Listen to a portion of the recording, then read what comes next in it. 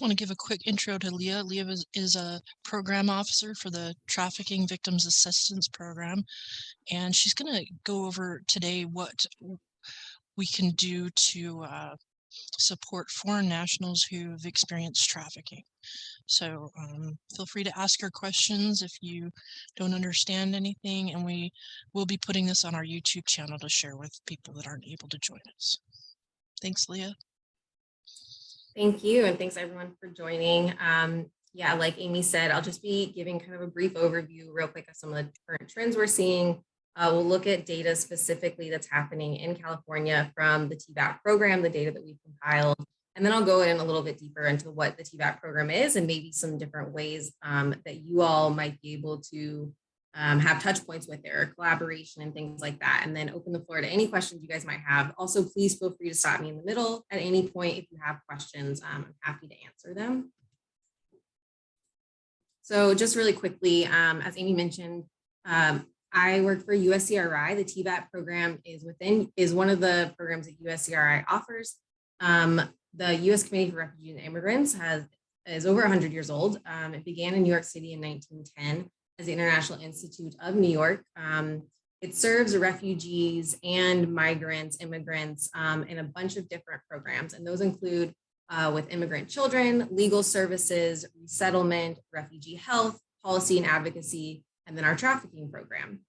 So I am the program officer for TVAP for regions 8 and 9, and then California is within region 9. We have field offices, USCRI, in DC, where I'm located, 7 cities in the US, a shelter in Florida for unaccompanied minor girls, and then 2 international offices as well.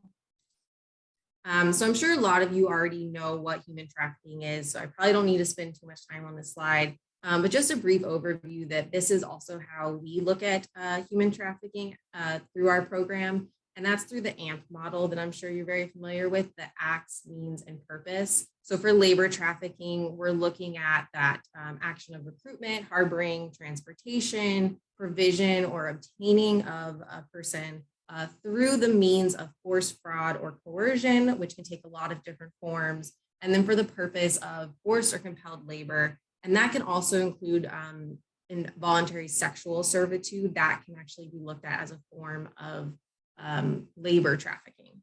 And so then we also look at sex trafficking, which is, the same acts, and then also patronizing and soliciting. For minors, we don't need to show force, fraud, or coercion. For adults, we do. And then again, that's for commercial acts as the purpose. So during this presentation, when I'm talking about survivors of trafficking, the data that I'm looking at, everything, it'll be specifically on foreign national survivors of human trafficking. So I just wanted to take a minute to distinguish between the two. So TVAP works specifically with foreign nationals, and that's people who do not have any sort of citizenship or lawful permanent residence in the United States. And that's in opposition to domestic survivors of human trafficking who could be green card holders or both domestic and foreign born, but have permanent residency in the US. So to be eligible for TVAP, you have to be a foreign national survivor.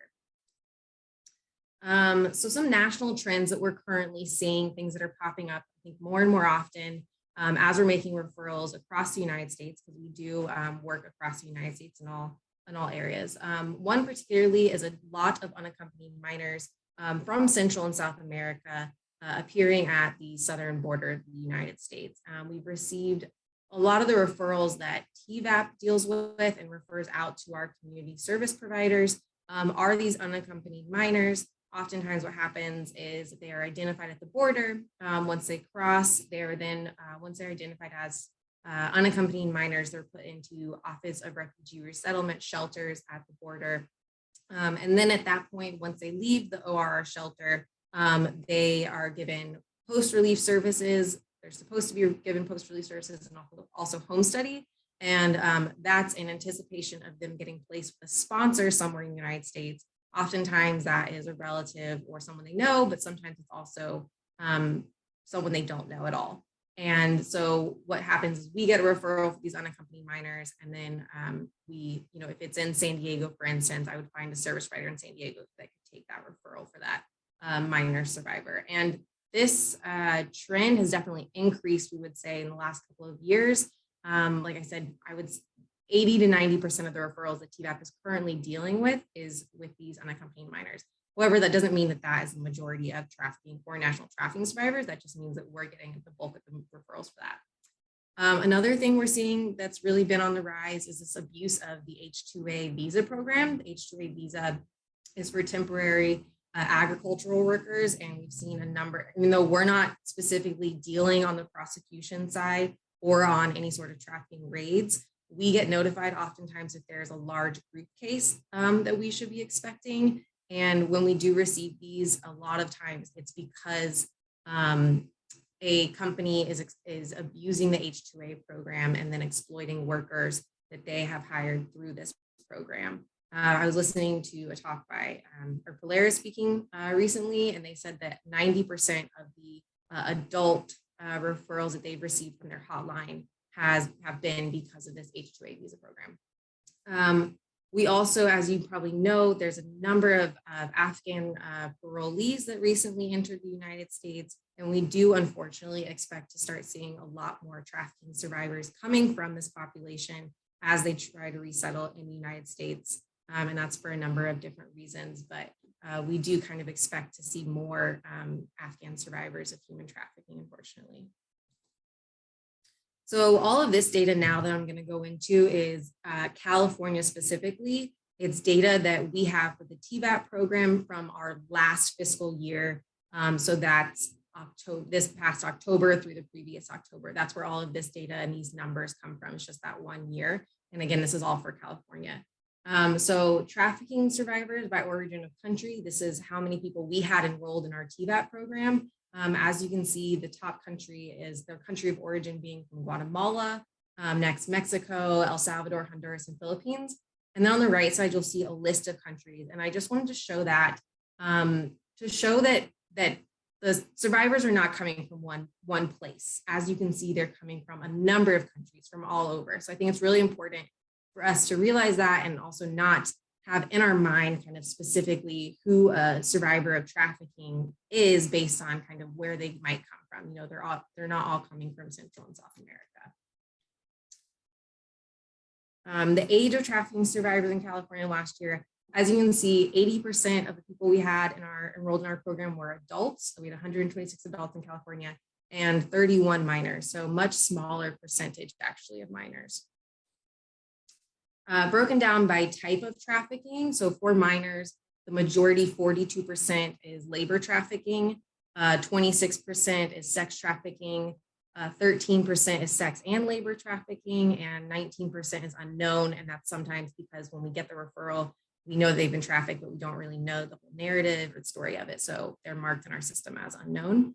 And I think that might contradict actually what a lot of people think is that the majority are probably sex trafficking, but actually for us, for the TVAP program, the majority of clients we have are for labor trafficking. And that you can see is the same for adults, where a much larger percentage, 57% is for labor trafficking, 24% is sex trafficking, 13% sex and labor trafficking, and 6% of that is unknown. And clients that identify as LGBTQ, this is something we've just started collecting more data on so we can make sure that clients are getting the proper access to services. And I'll kind of go into the services that TVAP and the funding that TVAP provides, but we want to make sure that those clients are getting, that we're covering the kind of the breadth of services that someone might need. So 64% do not identify as LGBTQ, but 27% do identify as LGBTQ, and then 9% is unknown. So kind of jumping back now into why TVAP exists. It all kind of started with the TVPA, the Trafficking Victims Protection Act, which was enacted in 2000. It's the first U.S. federal regulation that we've had to address human trafficking, and it's kind of broken down into 3 Ps: protection, prosecution, and prevention. The part that we kind of play a role in is that protection aspect of it. It's been renewed in 2005 a number of times. And so TVAP kind of came about as a part of, in response to the TVPA. So one of the things the TVPA did was establish this legal assistance for trafficking survivors. one of those for adults, well, adults or minors, but minors, as I'll go into, kind of have a different path to legal assistance also that's offered to them. But for adults, they can receive the teen non-immigrant status, or T visa.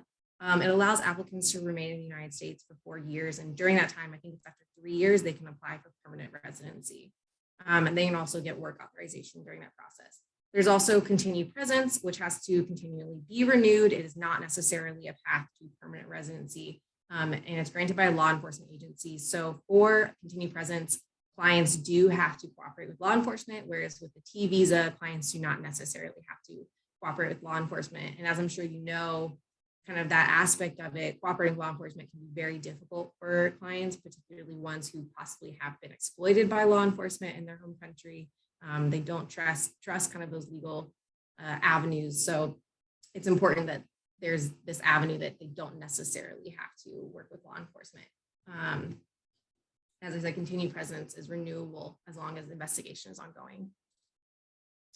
So for minors, as I said, it's a little bit different, because what happens is for minors is that when someone identifies a minor, anybody, any community member whatsoever, can submit what's called a request for assistance through the Office of Trafficking Persons through their Shepherd system.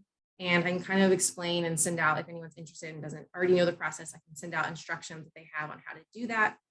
And then, so once that RFA is received by OTIP, there's actually this whole process of them looking at the narrative that the person who submitted the RFA writes out about the minor's trafficking experience.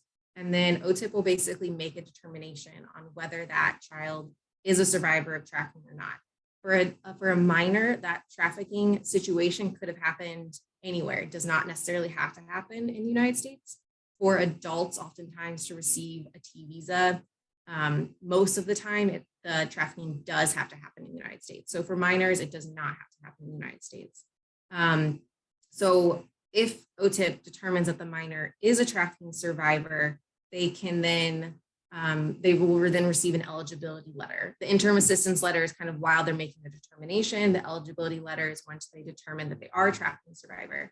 And that letter does not expire, and it allows the minor to access benefits to the same extent that a refugee would. So that includes, CalFresh, any sort of California state-specific benefits, Medicare, all the RCA, any of those TAMP, those kinds of benefits. Adults, once they receive their T visa or the continued presence, they can then get their letter, which is called a certification letter. So as you can see listed underneath there, all kind of the different benefits that go along with that. So that's kind of where TVAP comes in. Our goal of our program is to basically support clients, support trafficking survivors until they're able to reach that, either that eligibility letter or that certification letter, which then grants them kind of those additional benefits. So we want to make sure that in the interim, because that process can sometimes be very lengthy, that those people have the support that they need. They're able to access financial assistance for rent, for food, for clothing. They're connected to legal assistance. They're connected to just wraparound case management services. So while in the process, like I said, our goal is HHS certification, but in the process, getting that trauma-informed care and gaining timely access to vital services to kind of stabilize them in the process. So this is, again, in California, and for the last year, the percentage of people or the number of adults and minors who actually ended up receiving that certification. So pre-certified means that at that point, they had not received their certification. So they're probably still in the process of getting their T visa or continued presence. For adults, that percentage was a lot higher. 74 adults did not receive their certification at the time, 52 did. And as you can see, for minors, a much larger percentage, because that process is easier, a much larger percentage get that certification. So 68% of minors received certification versus only 41% of adults. So jumping back to TVAP, this is kind of, just want to show you quickly a map of the different regional breakdowns. Like I said earlier, I'm in charge of regions 8 and 9. And as you can see, California is in region 9 with Nevada, Arizona, Hawaii, and the Merchant Islands as well. And so here's just kind of a map, which is not entirely updated, of where our TVAP providers are. And TVAP providers, I'll kind of go into that more, our service providers that are part of our TVAP network. As you can see, we do have a couple in San Diego, a lot in Los Angeles, and much more in kind of the Northern California Bay Area. So how TVAP works. Basically, TVAP is a grant from OTIP. They develop the strategies and the policies and everything that then we follow, and they also fund our program. With USCRI, we then have a network of service providers that we work with on the ground. We provide those service providers technical assistance, community learning and networking, program oversight and monitoring, and also data collection and reporting of client demographics and services provided as some of that you saw. And so part of the goal is finding those service providers on the ground to really provide those trauma-informed care. So we try to grow the network so that we make sure that we are able to, when we get those referrals for clients, we're able to refer them out. But also we work with service providers who self-identify clients and then are able to enroll them in their TVAP program and provide those case management services. So some of the eligibility for the program, again, foreign national, it's only foreign nationals. So an adult who is a potential victim, if they're screened by they're screened by law enforcement or oftentimes a lawyer, and they are determined to potentially be a victim, then they can be enrolled in the program, and they must be pursuing either that T visa or continued presence, or they can be seeking that certification letter, which is kind of the aftermath of the T visa or certificate or continued presence, or they could have already received that certification and they just still need help with stabilization. A minor who is a potential victim who is seeking their eligibility letter or has already received their eligibility letter. And as I said before, no lawful permanent residences, unfortunately, are eligible. We have a particularly focus on minor services because we receive so many of those referrals. And as I mentioned, minors can be trafficked inside or outside the United States. And we coordinate with ORR and OTIP to connect eligible minors to services, including those who are identified at the border, in ORR shelter, or identified in the community. And so here are kind of the services available that we work with providers to provide to our clients. With legal assistance, individualized service plans, meeting basic needs, housing, medical and behavioral health. Oftentimes mental health is probably one of the first, or one of the needs that I think we see the most often, other than, just basic stabilization like rent and things like that. Language access, education, employment, reunification, financial literacy. And on the right side, again, is one of those federal benefits that we work with, the service providers work with the clients to help them get connected to in the process. So just quickly, kind of the way the TVAP program works is we're kind of a direct reimbursement program. So once a service provider kind of says they've spent X, Y, and Z, we then reimburse them. And each client kind of has a time frame and then also a max budget. For a family unit, during kind of the first phase, which is 1 year of the program, they can get up to $7,500. For an individual, that's $6,000. And then for each client, up to 40% of that total budget can be spent on case management services or admin costs. We also have a number of extensions, which we actually added to our program during COVID because of just the immense need to kind of continue services past the 1 year mark, especially because of how destabilizing COVID was for a lot of clients and organizations. So what can service providers do? And I want to extend that beyond just service providers, also medical providers, basically anyone in the community that could have different touch points with these potential survivors of trafficking. If you are a service provider, and that's usually organizations who are providing case management services, kind of any sort of wraparound services, join the TVAP network, become a provider if you're able to, reach out to me and we can have that discussion and see if maybe your organization would be a good fit. You can also, as a service provider, even if you're not a part of the TVAP network, you can still receive referrals from TVAP, as we are actually a funder of last resort. So my goal is really to actually find refer out to other organizations who possibly have like an OVC grant before going to TVAP, since TVAP is supposed to be kind of the last resort for a lot of situations. Any community members and medical providers, anyone can submit referrals to TVAP. They can submit referrals to us for adults, and then we can place them no matter where they are in the country with a TVAP provider or another organization that can provide those case management services. And then hopefully get them connected to that funding as well. Or for minors, you can fill out one of those RFAs and shepherd and get them connected to services. And then anyone who is providing services, whether that's medical, legal, mental health, rental assistance, community, like food drives, anything like that, work with other organizations in the area to help leverage free or low-cost community resources. I think that's a huge need for a lot of local providers, is just being able to build those community connections with organizations that they can reach out to and leverage low-cost options, free or low-cost options for their clients, for trafficking survivors, so that then, especially in the San Diego area and much of California, rent is so expensive, a lot of money goes toward that instead of, maybe some of the other things they might need, like medical and things like that. So that's all I have for today. If you have any questions, please let me know. I'm happy to answer basically anything. I had a question about the limit of benefits, but it looks like you answered that in your slides. Sorry, it's hard to see the chat at the same time, the way like the PowerPoint works. So I apologize if I missed. No, it's okay. Yeah, so to talk a little bit more about the benefits, let me stop sharing real fast. Kind of the limitations on benefits. So basically, like I said, it's kind of that 1 year, that initial funding of either $6,000 or $7,500.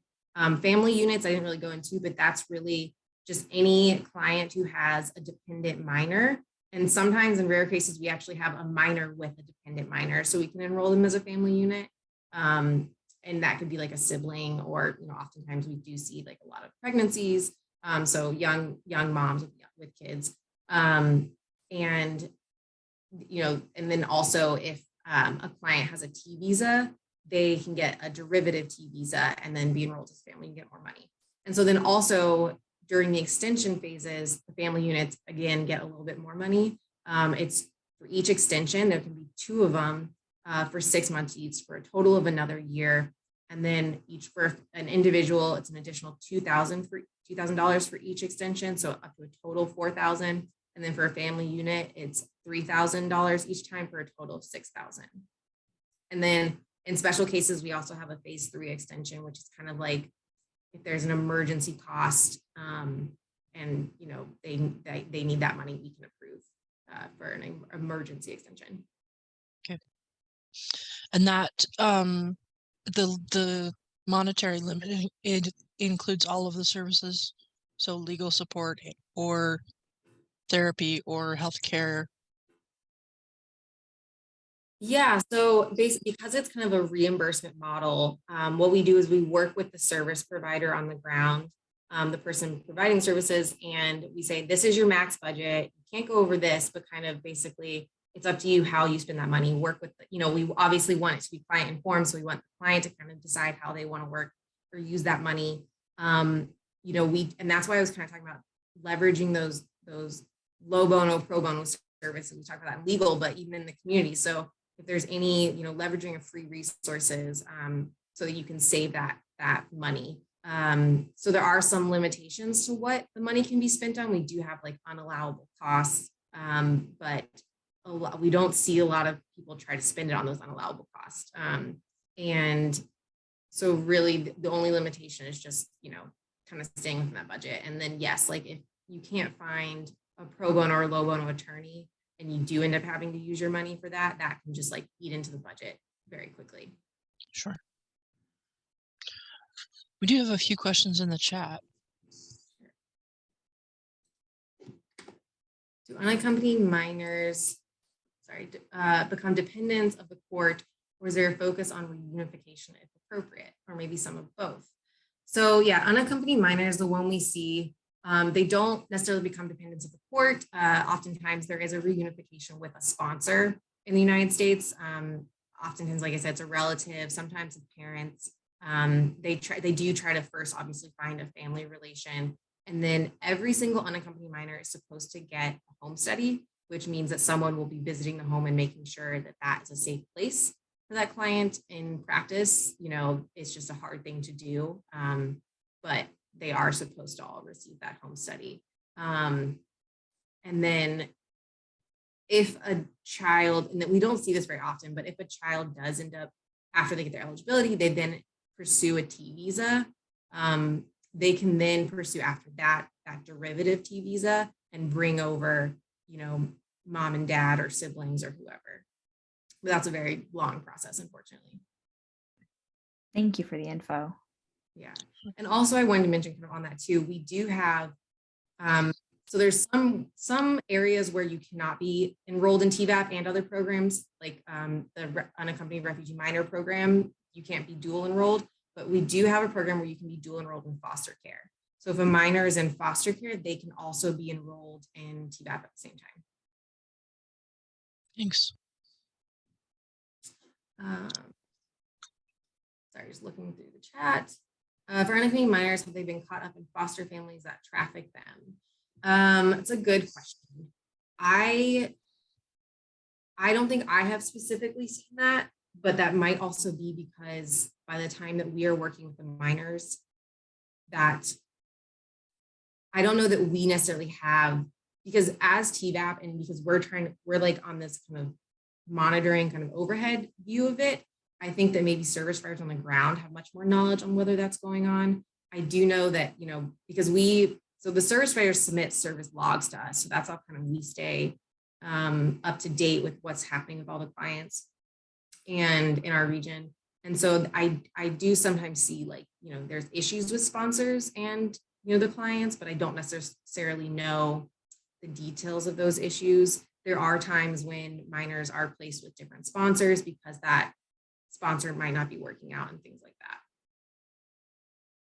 We're always looking for those red flags where like a sponsor could potentially either be the original trafficker or be part of the trafficking scheme. That's definitely something that we keep an eye out for.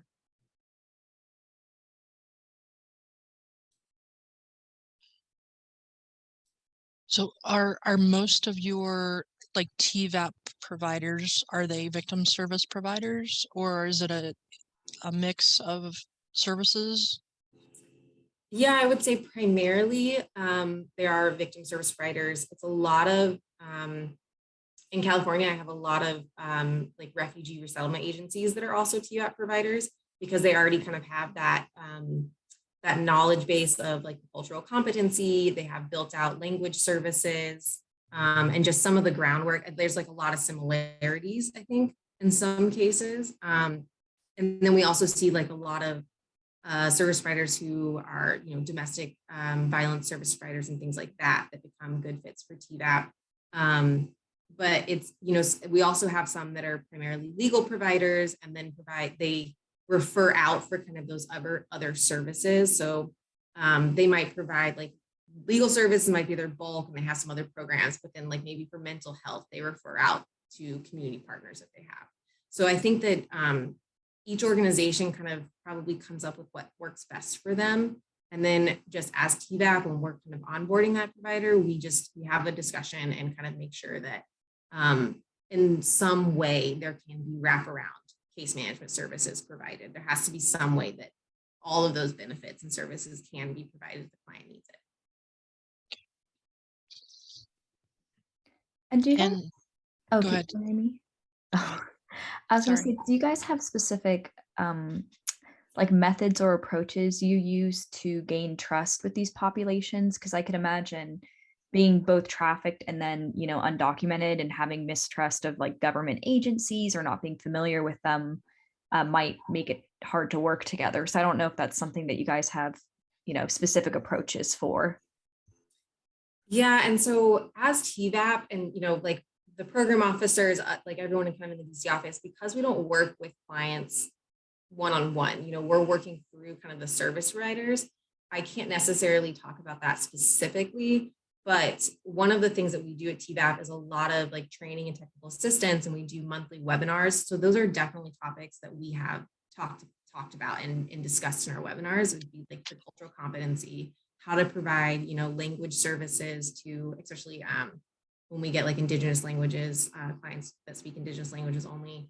And so as far as building the trust, that's definitely something like if a case manager is having a lot of issues with a client in that realm, they might reach out to us and then we can provide kind of that one-on-one technical assistance. a lot of times what we do is if the client has had a previous point of contact or case manager, we try to set up, especially when we're passing off that referral, we set up like a warm call so that they can kind of make that connection rather than just, another person reaching out to them and build that trust. Because oftentimes maybe the first point of contact has already kind of built up that trust with the client. I think that, because we're not law enforcement, there's nothing like that associated with it. We really focus on trauma-informed care. We make sure that all of our service providers, that's one of the policies that they have to have in place to be a service provider is trauma-informed care. So we really focus on that. And also along with that, kind of making sure that language access is a huge thing, so that clients can understand what they have access to in their own language.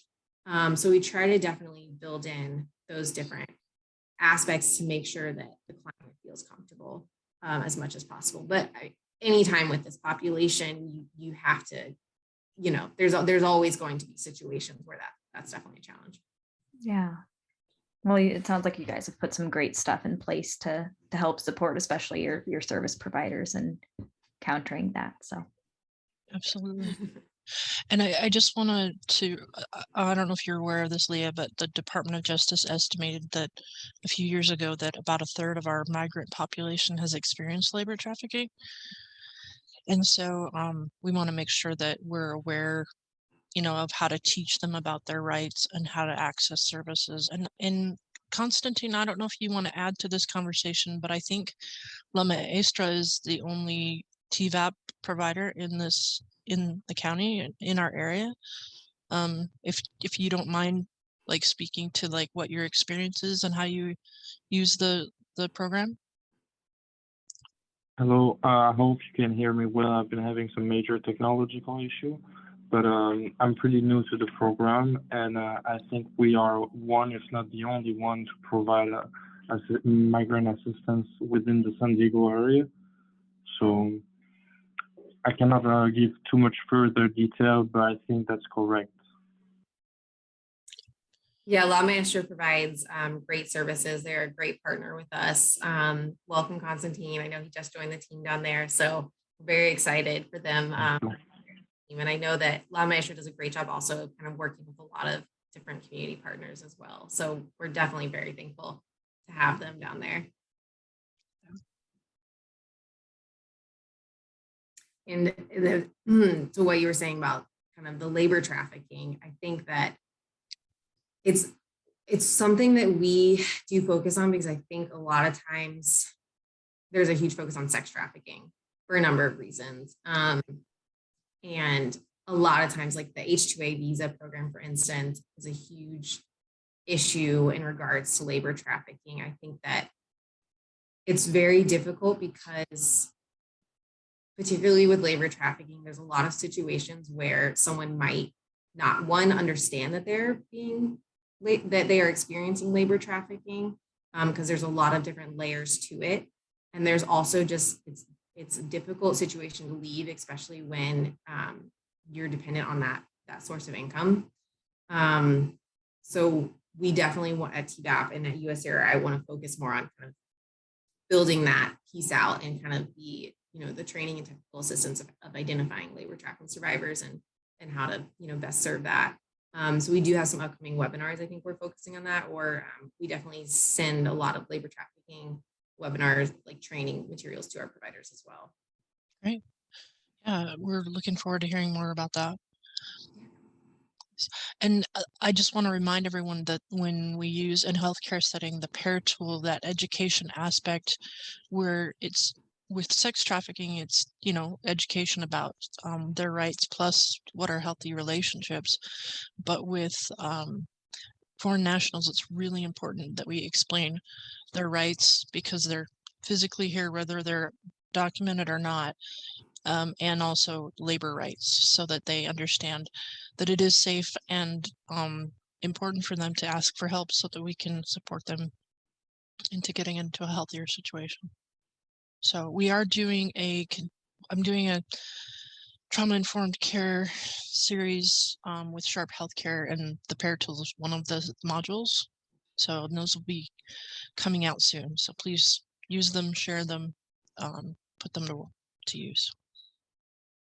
Does anyone else have any follow-up questions, comments for Leah before we let her go? And also, we did put her thank you note in the chat window. Please click on the link and sign the card for her.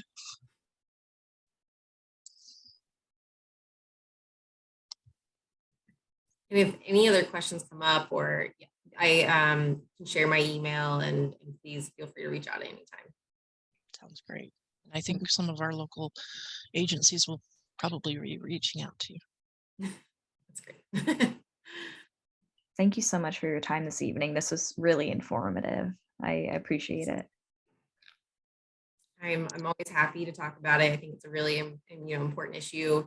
As we kind of talked about, it's very hard to identify, I think, a lot of these trafficking survivors in our community. So I think just the more awareness and knowledge we have around the issue, the better. Definitely. Yeah. Thanks for all you do. We appreciate your time tonight. Thank you. Thanks for having me, and thanks for joining tonight. It was nice seeing everyone. Have a good night.